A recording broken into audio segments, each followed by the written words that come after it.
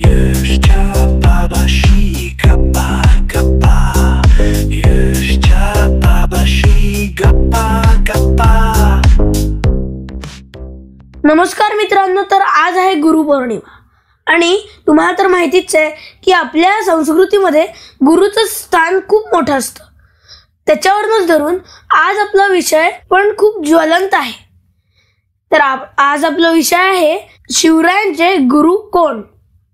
तर नमस्कार मित्रांनो, माझं नाव आहे यश आणि माझ्यासोबत माझा बाबा पण आहे. बाबा सगळ्यांना हाय म्हण. नमस्कार नमस्कार नमस्कार. यशच्या बाबांशी गप्पा या पॉडकास्टच्या पुढच्या भागाचा भाग मला बनता आलाय, याबद्दल मला फार आनंद आहे आणि आजचा विषय पण मला छान वाटतोय. मी सगळ्यांना गुरुपौर्णिमेच्या तुझ्या श्रोत्यांना शुभेच्छा देतो. विचारा, पहिला प्रश्न काय? तर सगळ्यात पहिल्यांदा मला सांग की हा विषय ज्वलंत का? विषय ज्वलंत का? खरं असायची काही कारण नाही, पण या विषयाला धरून मोठ्या मोठ्या माणसांनी प्रचंड मोठी मोठी भांडणं केलेली आहेत, वाद घातलेले आहेत. का? कारण की नेमकं गुरुस्थान, आता आपले शिवछत्रपती हे महाराष्ट्राचं आराध्य दैवत, एवढ्या मोठ्या माणसाचा गुरु कोण असा विचार करायला लागल्यानंतर मोठ्या माणसांमध्ये थोडा संभ्रम होणं बहुतेक थोडंसं नॅचरल पण आहे. पण मला विश्वास आहे की थोडासा विचार जर त्याच्यावरती केला तर आपोआपच सगळे प्रश्न सुटू शकतात. आज आपण या भागात प्रयत्न करू हे प्रश्न सोडवण्याचा. ठीक आहे, सांग तर मग शिवरायांचे गुरु कोण? शिवरायांचे गुरु कोण?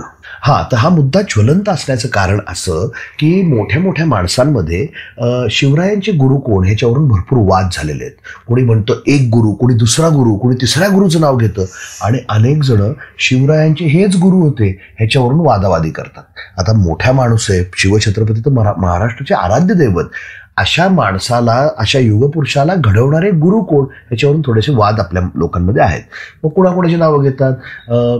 कोणी रामदास स्वामींचं नाव घेतं, कोणी दादोजी कोंडदेवांचं नाव घेतं आणि त्यातल्या त्यात कुणाचाच एका गुरुबद्दल वाद नाही येते म्हणजे आपल्या जिजाऊ साहेब. तर अशा सगळ्या लोकांवरून मोठ्या माणसांमध्ये वाद आहेत. नाही, आता ना सगळ्यांबद्दल मला थोडी थोडी माहिती दे. ब्रिलियंट, ओके, देऊयात. तर सगळ्यात पहिल्यांदा आपण बोलूयात शिवछत्रपतींचे आद्य गुरूंबद्दल. आपण ज्या 3 व्यक्तींबद्दल बोललो त्या 3 व्यक्तींबद्दल आपण बोलणारच आहोत गुरु म्हणून. पण माझ्या मते शिवछत्रपतींचे आद्य गुरु, सगळ्यात पहिले गुरु कोण? तर ते त्यांचे बाबा शहाजीराजे. हो का? कसं काय? आपण फादर्स डेचा तुझा जो स्पेशल होता एपिसोड त्यामध्ये थोडंसं याबद्दल बोललोय. तू कधी ऑब्झर्व केलंय का? शिवछत्रपतींना स्वराज्य संस्थापक म्हणतात तर शहाजीराजांना स्वराज्य संकल्पक म्हणतात. नाही, आधी मला माझ्या श्रोत्यांना या दोन्ही शब्दांचे अर्थ समजून सांग. ओके, सो स्वराज्य संकल्पक म्हणजे ज्यांनी स्वराज्याची निर्मितीचा विचार पहिल्यांदा केला. शहाजीराजांनी, आपण गेल्या एपिसोडमध्ये पाहिलं, शहाजीराजांनी स्वराज्य निर्मितीचे 2 प्रयत्न केले होते. हो. सो स्वराज्य ही संकल्पना कोणी निर्माण केली? तर ती शहाजीराजांनी केली. पण ती अंमलात आणून खरं स्वराज्य निर्माण कोणी केलं? तर शिवरायांनी केलं. आता आपल्या मुलाला अशा ध्येयासाठी प्रेरित करणं, असं ध्येय त्याला देणं की जे समाजहिताचं आहे. शिवरायांच्या आयुष्यात घडलेल्या अनेक घटनांमधून त्यांनी शहाजीराजांकडनं अनेक धडे घेतल्याचं आपल्याला जाणवतं. या सगळ्या कारणांमुळं शिवछत्रपतींचे आद्य गुरु, माझं प्रामाणिक मत आहे की ते शहाजीराजे होते. ठीक आहे. आता दुसरे गुरु. नाही, थांब, तू तर यादीच सांगायला लागला. आपल्याला तर एकच गुरुबद्दल बोलायचं ठरलं होतं. आता ह्याचं काय उत्तर द्यावं? तुझं वय काय? 10वा. तुला संस्कृतला कुठल्या तरी टीचर आहेत? त्या टीचर मॅथ्स शिकवतात का? नाही. मॅथ्सला वेगळ्या टीचर आहेत, ड्रॉइंगला वेगळ्या टीचर आहेत. या वर्षीच्या टीचर आहेत त्या गेल्या वर्षी नव्हत्या. किंडरगार्टनला वेगळ्या टीचर होत्या. 10 वर्षाच्या छोट्या जीवाला जेवढं कर्तृत्व आहे तेवढ्यावरती गेल्या 10 वर्षात अनेक शिक्षक आहेत. मग शिवछत्रपतींसारख्या युगपुरुषाला अनेक गुरु नसतील? अरे हो, खरंच की. त्यामुळे शिवरायांनी अनेक वयाच्या टप्प्यांमध्ये वेगवेगळ्या लोकांकडून वेगवेगळ्या गोष्टी शिकल्या आणि त्या सगळ्यांनाच आपण गुरुतुल्य मानू शकतो. ठीक, पटलंय का? हो. तो शहाजीराजे पहिले झाले. त्यानंतर आपण बोलूया ज्याबद्दल सगळ्यात कमी वाद आहे आणि अर्थात कमी वाद असायला हवा, अशा म्हणजे जिजाऊ साहेब. शिवछत्रपतींना सगळ्यात जास्त सानिध्य जिजाऊंचं लाभलं. लहान मुलांवरती जे सगळे मूलतः संस्कार होतात ते सगळे आई करते, बहुतांशी आई करते. शिवरायांना रामायण महाभारताच्या गोष्टी सांगणं, आपलं स्वराज्य म्हणजे काय आहे ह्याचा अंदाज देणं, हे सगळं काम शिवरायांच्या बाबतीत जिजाऊंनी केलं. जिजाऊंचं जे बॅकग्राऊंड आहे, जिजाऊंना जर तू विचार केलास तर जिजाऊंच्या स्वतःच्या माहेरची लोक ही या शाह्यांच्या भांडणांमध्ये मारली गेलेली आहेत. म्हणजे कोण कोण? जिजाऊंचे बाबा लखुजी जाधवराव, त्यांचे भाऊ, हे सगळे निजामशाहीच्या कामात असताना दरबारात दग्याने मारले गेले. खूप हाल अपेष्टा जिजाऊंनी सोसलेल्या आहेत. त्यामुळे जिजाऊंना मुळात असं हवंच आहे की स्वराज्य हवंय, स्वराज्य निर्माण करायचंय. आता ती जी त्यांना हवंय ते मुलाला बाळ कडू देत, त्याला दिशा देत निर्माण करण्याचं, त्या मुलामधून तो महानायक निर्माण करण्याचं महत्वाचं काम जिजाऊंनी केलंय. अजून एक महत्वाचं असं बघ की एक असं स्थान जे नव्हतंच कधी, अशा स्थानाचा विचार करून त्या स्थानावर आपला मुलगा जाऊन बसेल इतका विचार जिजाऊंनी केलाय आणि तसं त्या मुलाला घडवलंय. म्हणजे सिंहासन म्हणतोस ना तू? बरोबर, सिंहासन. महाराजांना सिंहासनावर बसवल्यानंतरच जिजाऊंनी देह ठेवलाय. इतकं महाराजांच्या आयुष्यामध्ये जिजाऊंचं स्थान मोठं आहे. ठीक आहे. त्यामुळे जिजाऊ तर भन्नाटच आहेत. अजून एक जिजाऊ शिक्षिका म्हणजे महाराजांच्या गुरु म्हणून फरक कसा आहे बघ. नॉर्मली मुळात तुझं उदाहरण घे. आता तुझी आई खिडकीतून बघत बसते की तुला बस मिळाली का सकाळी, बरोबर. मग कधी कधी आईने कणखर होणं गरजेचं असतं, धैर्यवान होणं गरजेचं असतं, जेणेकरून मुलाला गोष्टी समजतील, मुलाला स्वतः गोष्टी हँडल करता येतील. असं बघ, राजगडावरून शिवराय ज्यावेळी प्रतापगडावर अफजल खानाच्या भेटीसाठी म्हणून निघाले किंवा अफजलाचा समाचार घ्यायला म्हणून निघाले, त्यावेळी त्या आईच्या मनावर किती मोठे आघात झाले असतील.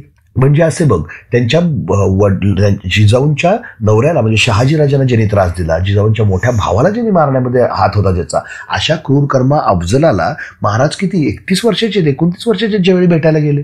इतका कवळा माझा तरुण मुलगा इतक्या श्वापदासारख्या किंवा राक्षसारख्या माणसाला भेटायला चाललाय जो दगा देण्यासाठी प्रसिद्ध आहे. जिजाऊंना किती वाईट वाटलं असेल, किती टेन्शन आलं असेल म्हणता येईल. पण जिजाऊंनी ते केलं. सो गुरुला अनेक वेळा त्याच्या विद्यार्थ्याला प्रसंगांना सामोरं जायला लावणं भाग पडत असतं, तिला कणखर व्हायला लागतं. तो कणखरपणा जिजाऊंमध्ये होता, त्यामुळे शिवराय घडू शकले. त्यामुळे जिजाऊ ह्या निर्विवादपणे शिवरायांच्या गुरु आहेत. आता दोन वादातीत वाले कोणते? दादोजी कोंडदेव आणि रामदास. बरोबर, दादोजी कोंडदेव. आता दादोजी कोंडदेव कोण होते हे समजून घेऊया. ठीक आहे. दादोजी कोंडदेव हे असा माणूस होता की ज्यांनी शहाजीराजांना ज्यावेळी बँगलोरला पाठवलं सुभा सांभाळायला, त्यावेळी शहाजीराजांचा पुण्याचा सुभा शहाजीराजांच्या वतीने चालवणारा, शहाजीराजांसाठी काम करणारा नोकर माणूस होता. शहाजीराजांचा अतिशय जवळचा, अतिशय विश्वासाचा. शहाजीराजांचे दादोजी कोंडदेवांबद्दल कौतुकाची पत्र आहेत की हा माणूस एकदम उत्तम आहे म्हणून, आणि दादोजींचं कर्तृत्व पण भन्नाट होतं. आता असा माणूस ज्यावेळी पुण्यात होता आणि शिवराय आता पूर्ण ध्वज आणि मंत्रिमंडळ घेऊन पुण्यात आले, त्यावेळी दादोजी कोंडदेवांचं आद्य कर्तव्य काय, तर ह्या युवराजाला सुभ्याची ओळख करून देणं. सुभा काय आहे, कसा आहे, देशमुख कोण आहेत, इथली लोक कशी आहेत, कोणत्या भागात कशी लोक व्यवस्था आहे, न्याय व्यवस्था काय आहे, हे सगळं. शस्त्र चालवणं सुद्धा शिवरायांना बँगलोरमध्ये ट्रेनिंग झालं होतं, पण पुण्यात आल्यानंतर सुद्धा तो सराव पण झाला असेल की नाही. तो सरावाचं नियोजन करायचं काम दादोजी कोंडदेवांकडे असेल की नाही. तर त्या अर्थाने असं पाहायला गेलं तर दादोजी कोंडदेवांनी काही गोष्टी शिवरायांना शिकवल्या असतील तर ते गुरुतुल्यच झाले की नाही. बरं, वयाने मोठे आहेत. शिवराय 12-14 वर्षाचे, शिवराय 14-15 वर्षाचे असताना दादोजी देवाघरी गेलेत, म्हणजे ते आजोबा असतील. त्यांचं कौतुक पण झालेलं आहे, म्हणजे माणूस चांगला होता असं म्हणता येईल. श्रूड प्रशासन त्यांच्या हातात होतं. ते प्रशासन हँडओव्हर त्यांनी केलं युवराजांना, तर महाराजांनी 4 गोष्टी शिकल्या असतील. तर मग त्या अर्थाने त्यांना गुरु म्हणता येईल का, तर म्हणता येईल. पण दादोजींचं कुठलं आत्मचरित्र आहे ज्यात दादोजी म्हणतायत शिवराय या विद्यार्थ्याला मी मोठा केला, तर असं काही नाहीये.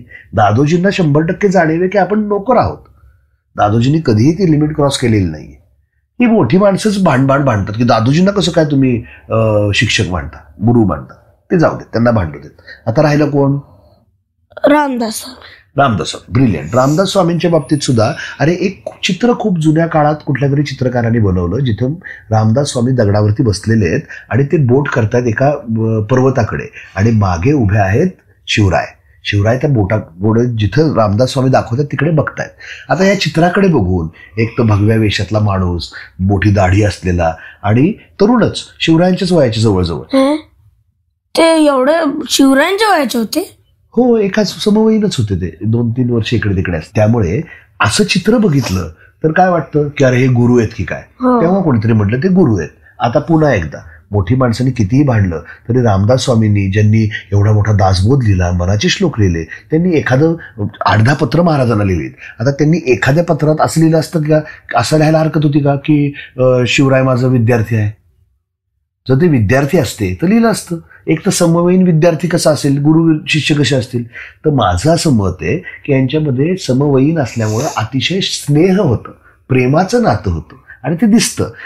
तू असं बघ, शिवछत्रपतींवर त्यांच्या अनेक कर्तृत्वांच्या गोष्टी सांगणारे अनेक हजारो लेखक आहेत, ज्यांनी हजारो पानांचे पुस्तकं लिहिलीत महाराजांवर. पण शिवरायांचं चरित्र हे एका शब्दात सांगू शकण्याची क्षमता असलेला एकमेव माणूस होता, ज्याच्या लेखणीत ती क्षमता होती, ते म्हणजे रामदास स्वामी. काय म्हणाले होते ते शिवरायांना? त्यांनी प्रचंड मोठं, म्हणजे मोठं त्यांचं काव्य आहे, शिवरायांचे 8वे रूप वगैरे वगैरे सगळं त्यात. पण त्यात त्यांनी एक शब्द वापरलाय जो शिवचरित्र म्हणजे शिवछत्रपतींना व्यवस्थित डिस्क्राईब करतो. त्याहून वेगळं शिवरायांबद्दल बोलायलाच नको. कोणता? तो शब्द आहे श्रीमंत योगी. म्हणजे काय? श्रीमंत योगी. अरे, ह्या एका शब्दाचा अर्थ सांगायला एक पॉडकास्ट जाईल, एवढा त्याचा डीप अर्थ आहे. तो आपण घेऊ. हा, तो पण पॉडकास्ट घेऊया आपण. पण ह्याचा अर्थ आता विषय निघाला तर तुझ्या श्रोतांना सांगून ठेवतो थोडक्यात.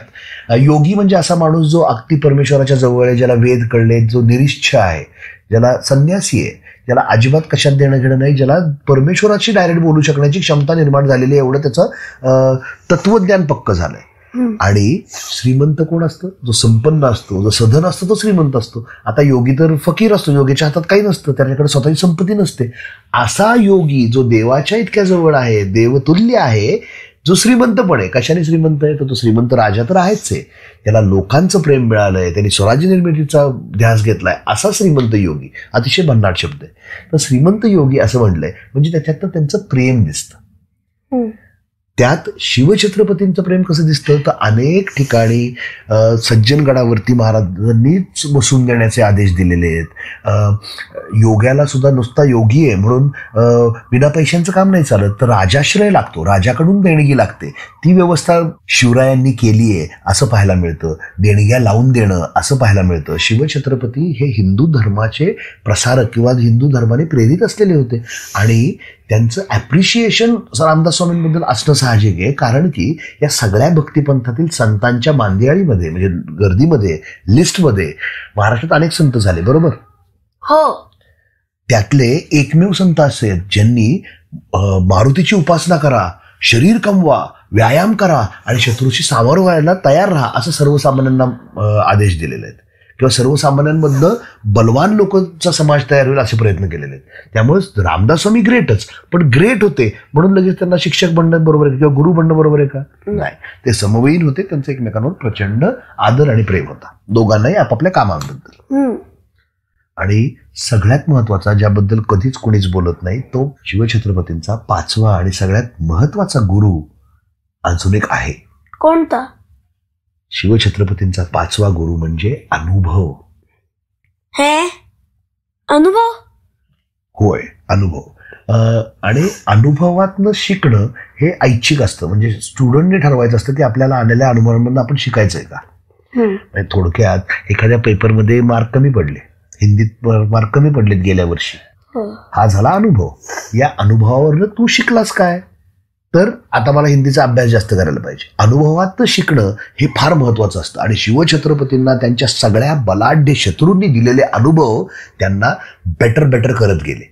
म्हणजे असं बघ, शिवरायांनी ज्यावेळी अफजल खानाला भेट दिली त्याच्यानंतर शिवराय कधीही कोणालाही, कितीही मोठा शत्रू असला, कितीही गरजेचं असलं तरी गळा भेट द्यायला गेले नाही. मिर्झा जयसिंगाला भेटलेत पण तिथं अश्युअर केलंय की त्याचे कॅल्क्युलेशन्स व्यवस्थित आहेत. आग्र्याला महाराज अडकले त्यानंतर कधीही कुठल्याही शत्रूच्या तावडीत सापडले नाहीत. ते प्रत्येक अवघड अनुभवातनं शिकत गेले.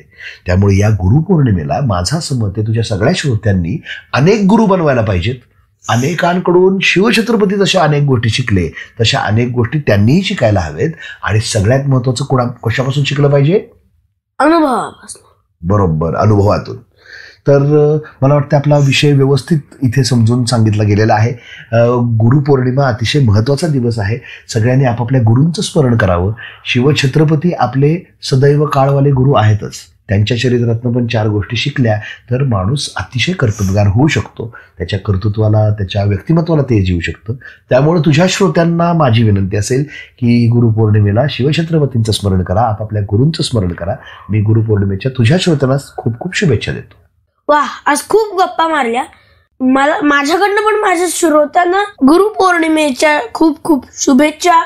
पुढच्या भागात नवीन विषय घेऊन भेटूयात. तोपर्यंत जय शिवराय. जय शिवराय.